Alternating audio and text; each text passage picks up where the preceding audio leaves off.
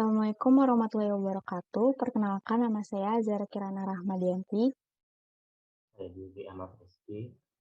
Pada kesempatan kali ini, kami dari kelompok 7 ingin mempresentasikan dan membahas materi mengenai faktor penghambat hubungan sosial dalam interaksi.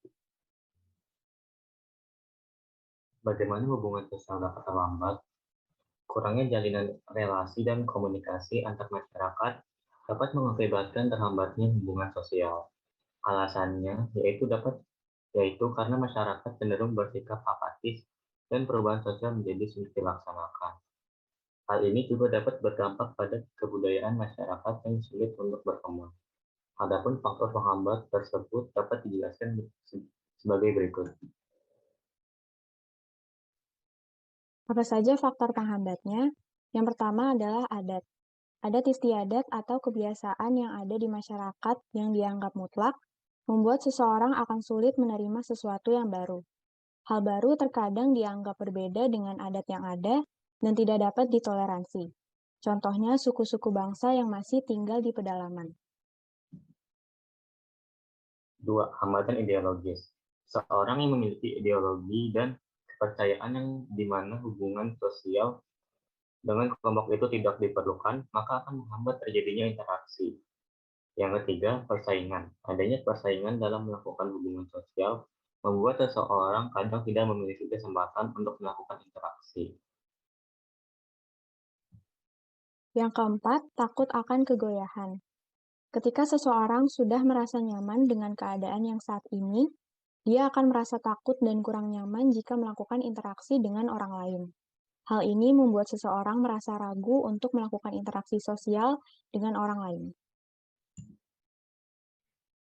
Kelima, konflik.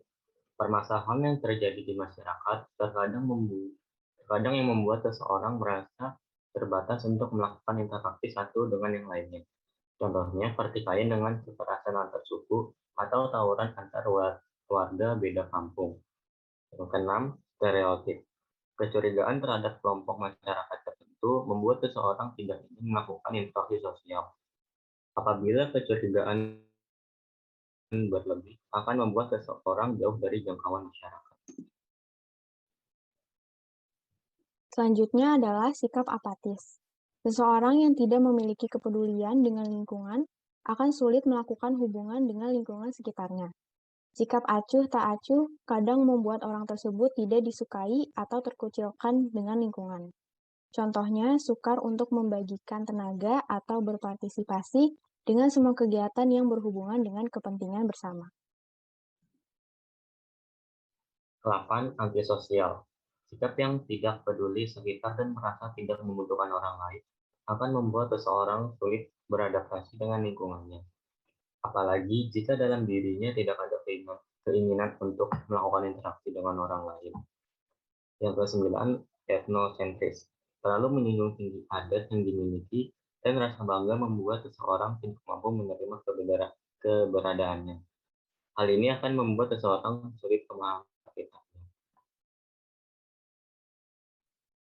Yang terakhir adalah individualisme.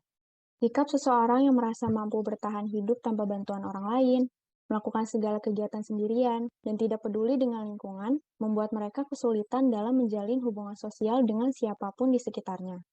Contoh orang yang bersifat individualisme adalah mereka yang merasa dirinya lebih baik dari orang lain, sehingga tidak membutuhkan bantuan siapapun.